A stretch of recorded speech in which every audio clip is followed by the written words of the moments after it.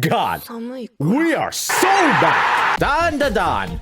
I mean, does it even need an introduction? Probably one of, if not, the hottest shonen series to come out in the past years. DANDADAN has been taking over the world by storm ever since the release of the anime last year. And what some of you can already tell, pretty much my addiction for the past 10 plus months. And for anyone asking, yes, it's because of those golden nuts. And for the people who ask why, just know there's nothing more valuable in life than a good nut.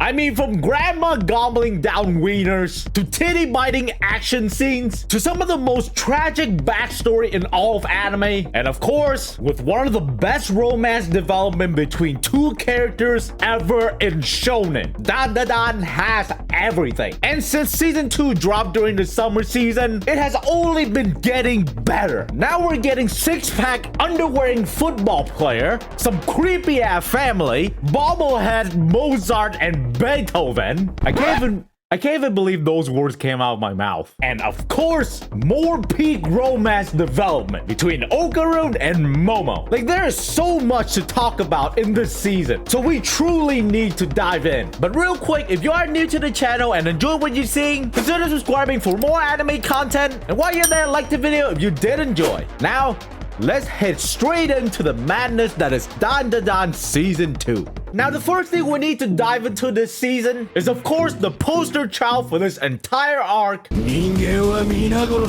Now, why is he only in tidy whities? So when I first saw Evil Eyes in the trailer for season 2, I kind of got the impression that this guy was the persona of creepy and evil. I mean, he literally looks like Slender Man, but only in his underwear. And for some reason, when it possesses Gigi, he's still only in his underwear. Probably for fan service. Oh, sick.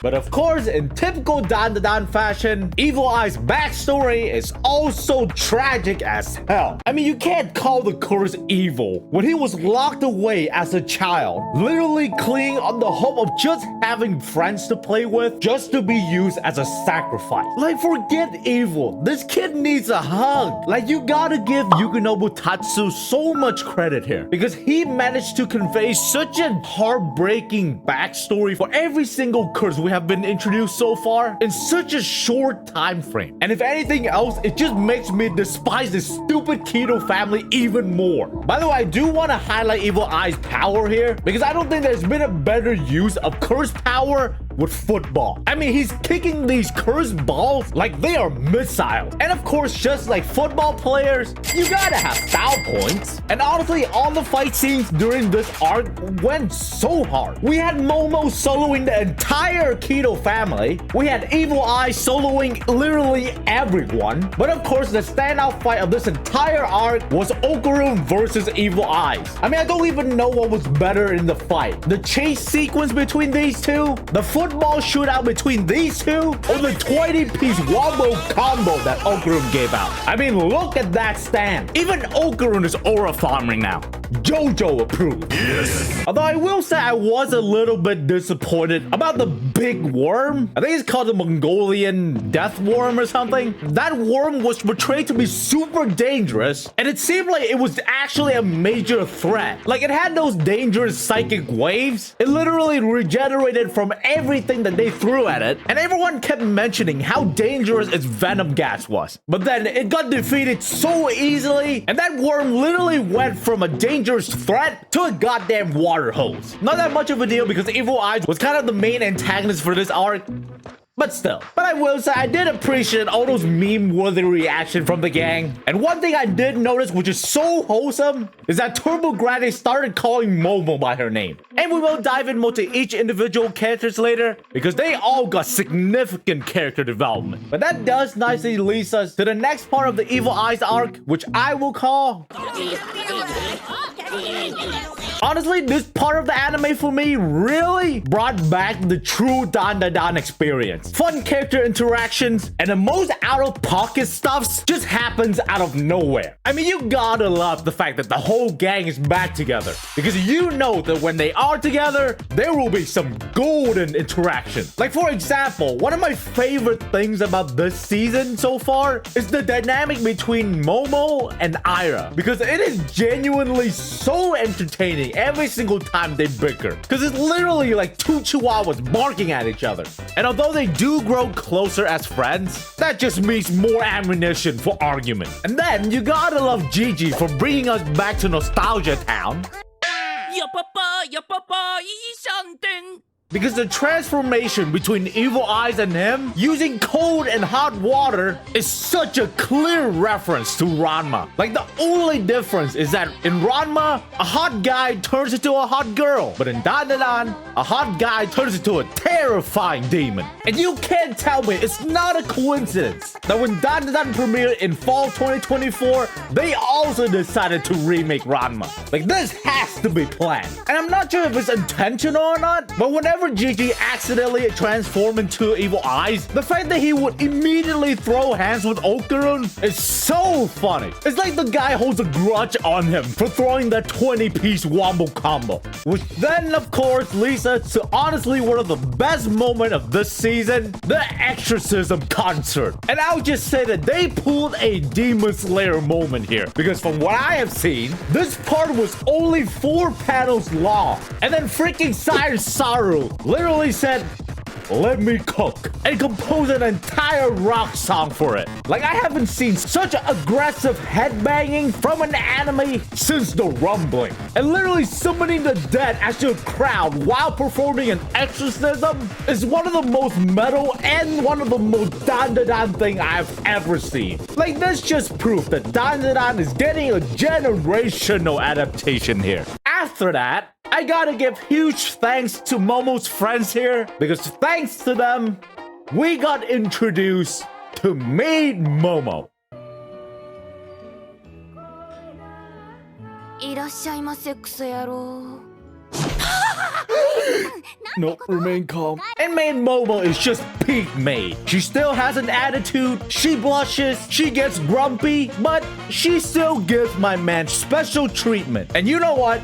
We like that. And honestly, reaching around this part made me realize something. Season 1 of DANDADAN definitely focused more on the emotional side, but Season 2 of DANDADAN definitely focused more on the fights and action scenes. Because the orchestra fight and Okarun vs. Evil Eyes Part 2 went even harder than I anticipated. For the orchestra fight, it literally felt like they took the fight scene with Turbo Granny in Season 1 and dialed it up to 11. Like, for Christ's sake, we have bobblehead Beethoven. Like, only DANDADAN can come up with something like this. And the fight itself literally felt like a fever dream. There was explosive musical notes, giant opera singers, literally some of the best classical musicians in the entire world on one stage. Like, I don't even know how to describe it. You really need to watch it for yourself. But just know the animations were insane. And then, for Okarun vs. Evil Eyes Part 2, the best way I can describe this fight is that it is short and sweet. I mean, not only do we see the true result from Okarun's training, but the guy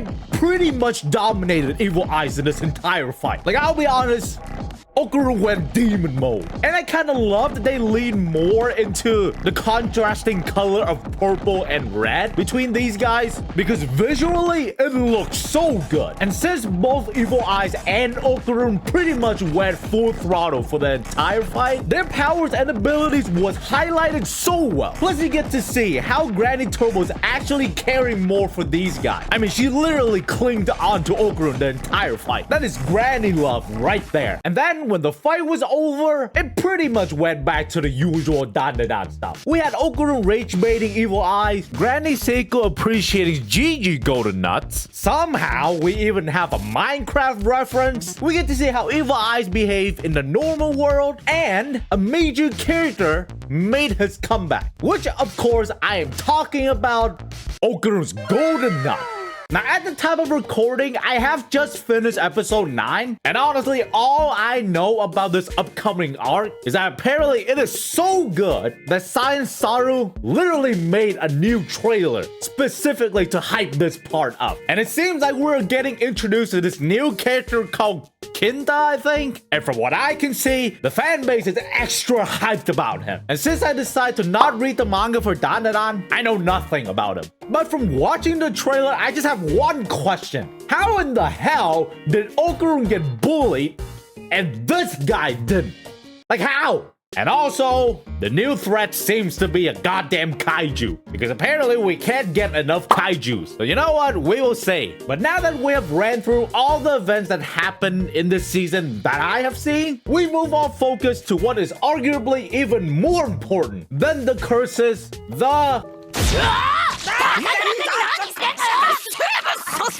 the first person I do want to talk about is Gigi. I would say because he was introduced quite late in the anime last season, we didn't really get to see the person that is Gigi. And honestly, was not a big fan. I mean, he was straight up always goofy, sometimes a little bit annoying, and he always got in between Momo and Okaru. Plus, he's a Saint Germain fan, but he was slowly being set up to be Okarun's main bro. So I waited into season 2 to see if my view on him would change. Then season 2 was rolled out, and my opinion about Gigi pretty much flipped 180. Like, this man truly has a heart of gold. And a big detail that I love about Gigi is the fact that this guy was straight up willing to never touch cold water again in his life just to keep Evil Eyes alive. Just makes him such a good person. And I definitely feel like as the series goes on, the fan base is likely to like Gigi even more. Like, come on, he's literally behaving like a golden retriever.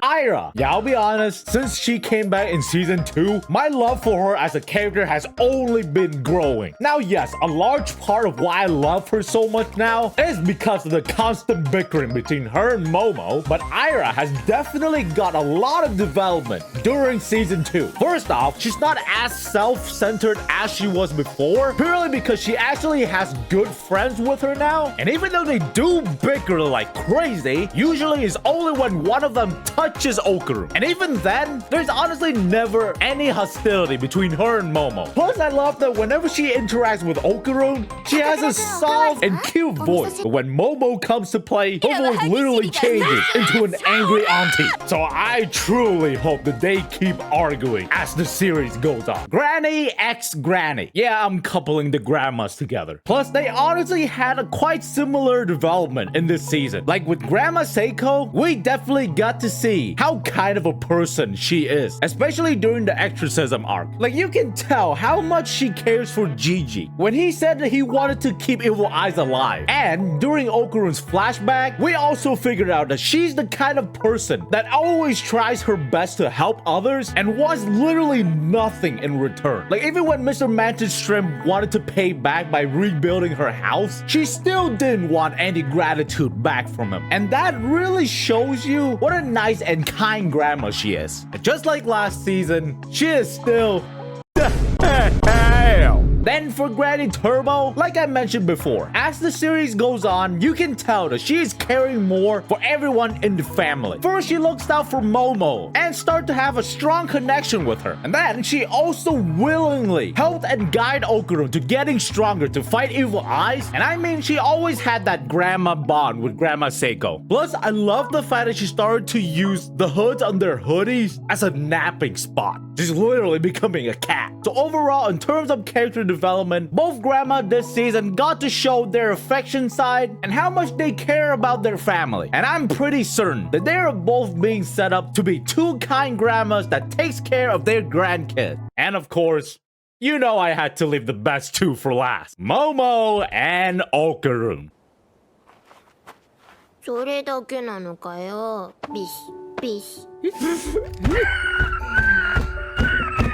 In case you weren't sure how perfect they were together during last season, this season absolutely confirms it. Like, God, where do I even start? This season alone gave us so many memorable moments between these two, while somehow making them even more perfect for each other than before. Like at this point, if chemistry could be measured between these two, they would bond as well as peanut butter and jelly, as spending money and gacha player, as Mario Kart and raging. Oh my, yes.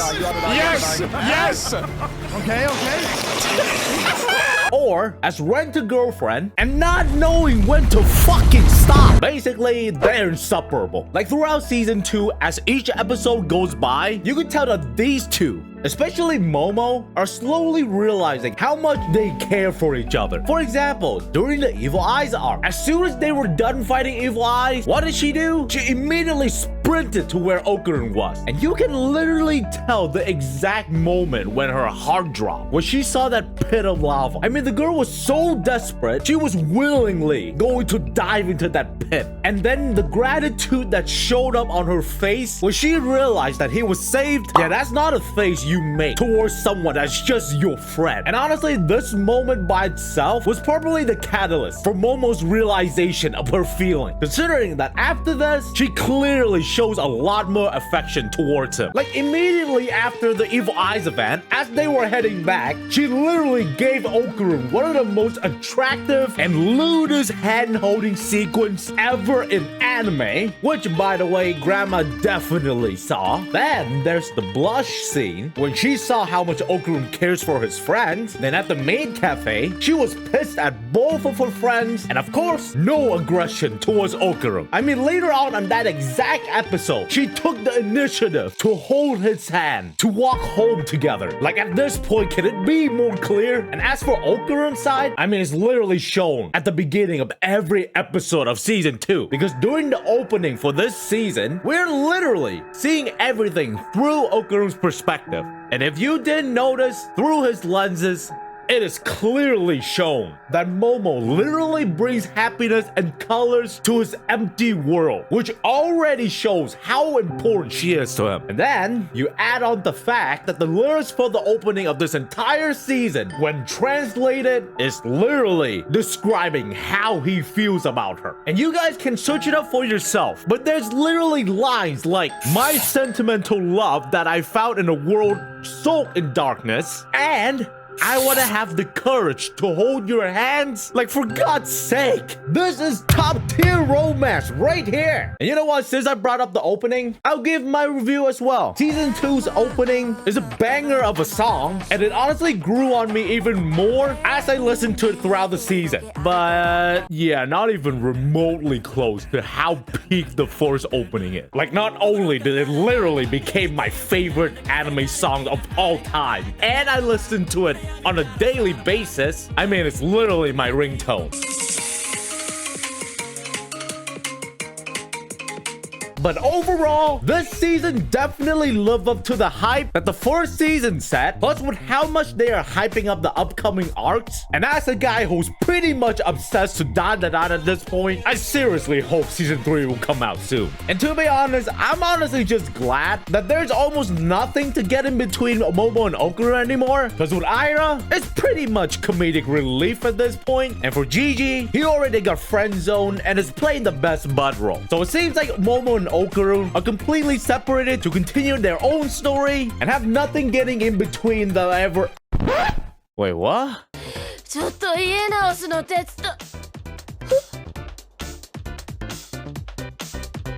What the f?